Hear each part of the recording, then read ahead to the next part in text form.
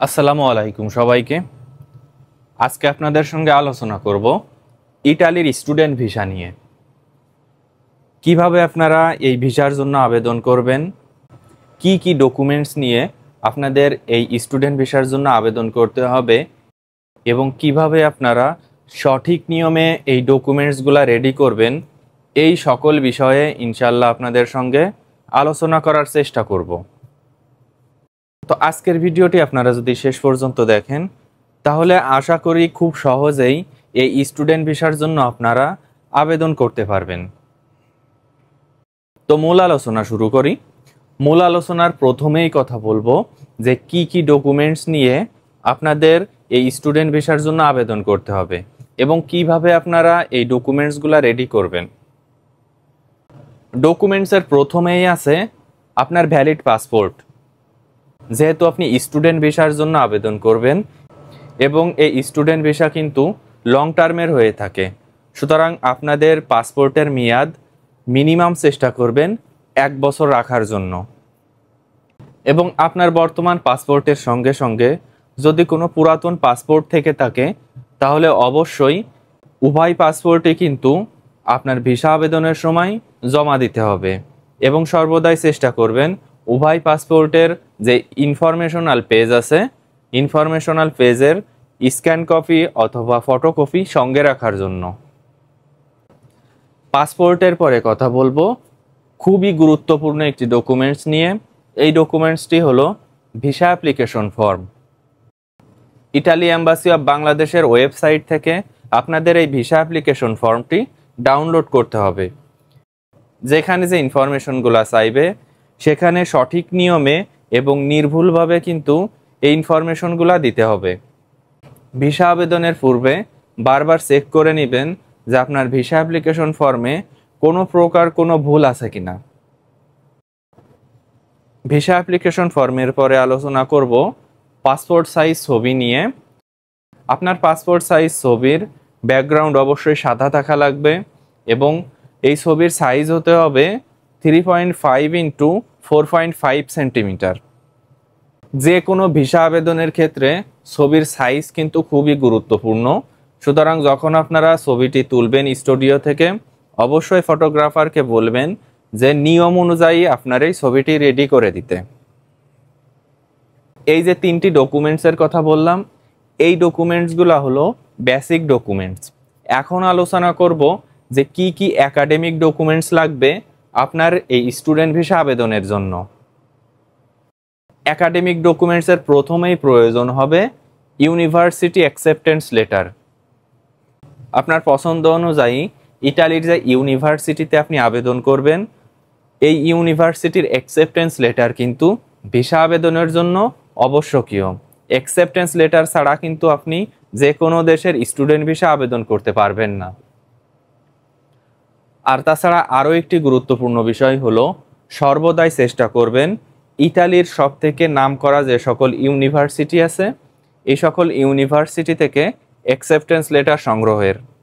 কেননা ইউনিভার্সিটি যত বেশি ভালো হবে ততই কিন্তু আপনার ভিসা হওয়ার সম্ভাবনা বেশি থাকবে। ইউনিভার্সিটি অ্যাকসেপ্টেন্স লেটারের সঙ্গে সঙ্গে আপনার প্রয়োজন হবে আপনার একাডেমিক ডকুমেন্টসগুলো।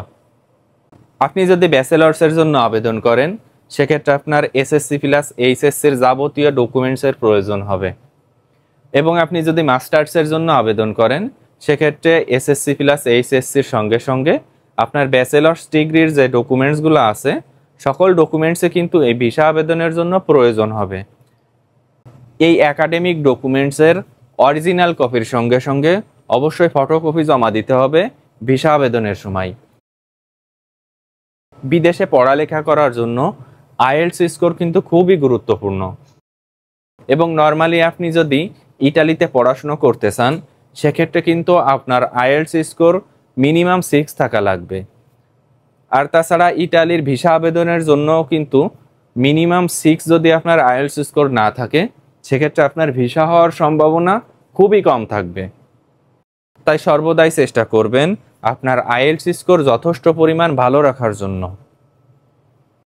আইএলটিএস স্কোরের সঙ্গে সঙ্গে আপনার প্রয়োজন হবে আপনার এনআইডি কার্ড অথবা বার্থ সার্টিফিকেটের একটি কপি।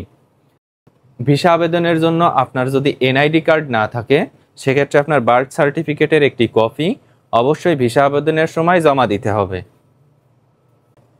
এবং স্টুডেন্ট ভিসার জন্য আরও একটি গুরুত্বপূর্ণ ডকুমেন্টস হলো কভার লেটার কিভাবে লিখতে হয়। আপনারা যদি গুগল সার্চ করেন অসংখ্য স্যাম্পল পেয়ে যাবেন। আপনার কভার লেটার যত আকর্ষণীয় হবে ততই কিন্তু আপনার ভিসা হওয়ার সম্ভাবনা বেড়ে যাবে। এখন আলোচনা করব আরও একটি গুরুত্বপূর্ণ ডকুমেন্টস নিয়ে। এই ডকুমেন্টসটি আপনার যত স্ট্রং হবে ততই কিন্তু আপনার ভিসা হওয়ার সম্ভাবনা বেশি থাকবে। এবং এই ডকুমেন্টসটি হলো ব্যাংক স্টেটমেন্ট। ব্যাংক স্টেটমেন্টের সঙ্গে সঙ্গে ব্যাংক সলভেন্সি। আমরা সকলেই জানি যে ইতালি কিন্তু একটি উন্নত দেশ এবং ইউরোপীয় সেনজেনভুক্ত একটি দেশ। সুতরাং এখানে যদি আপনি পড়াশুনো করতে যেতে চান অবশ্যই কিন্তু আপনার ব্যাংক স্টেটমেন্টে হিউজ পরিমাণ টাকা দেখাতে হবে। আপনার টিউশন ফির যে অ্যামাউন্ট থাকবে সেই অ্যামাউন্টের সঙ্গে সঙ্গে আরও অনেক বেশি টাকা দেখাতে হবে আপনার ব্যাংক স্টেটমেন্টে। ব্যাংক স্টেটমেন্টে যত বেশি টাকা দেখাতে পারবেন ততই কিন্তু আপনার ভিসা হওয়ার সম্ভাবনা বেশি থাকবে। ব্যাংক স্টেটমেন্টের পরে আলোচনা করব প্রুফ অফ অ্যাকোমোডেশন নিয়ে। ইতালিতে যে আপনি কোথায় থাকবেন তার একটি প্রমাণপত্রের প্রয়োজন হবে। আপনি যদি ডরমেটরিতে থাকতে চান তাহলে তার একটি কনফার্মেশন পেপার, অথবা আপনি যদি ব্যক্তিগতভাবে বাসা ভাড়া করে থাকতে চান তাহলে তার যে কন্ট্রাক্ট পেপার আছে তার একটি কপি কিন্তু ভিসা আবেদনের জন্য বাধ্যতামূলক। এবং সর্বশেষ যে ডকুমেন্টসটির কথা বলবো সেইটি হলো ফ্লাইট রিজার্ভেশন পেপার। আনুমানিক কত তারিখে আপনার ইতালিতে ফ্লাই করার ইচ্ছা আছে তার প্রমাণপত্র হিসাবে আপনার ফ্লাইট রিজার্ভেশন টিকিট লাগবে। এই যে ডকুমেন্টসগুলোর কথা বললাম এই প্রত্যেকটা ডকুমেন্টসই কিন্তু আপনার ভিসা আবেদনের জন্য বাধ্যতামূলক। এই ডকুমেন্টসগুলোর কোনো একটি ডকুমেন্টস যদি ভিসা আবেদনের সময় মিসিং থাকে সেক্ষেত্রে কিন্তু আপনার ভিসা আবেদন বাতিল বলে গণ্য হবে। আজকের ভিডিওটি এ পর্যন্তই শেষ করছি। আমার ভিডিওগুলো যদি আপনাদের ভালো লেগে থাকে তাহলে আমার চ্যানেলটি আপনারা সাবস্ক্রাইব করে রাখতে পারেন। ধন্যবাদ সবাইকে, ভালো থাকবেন।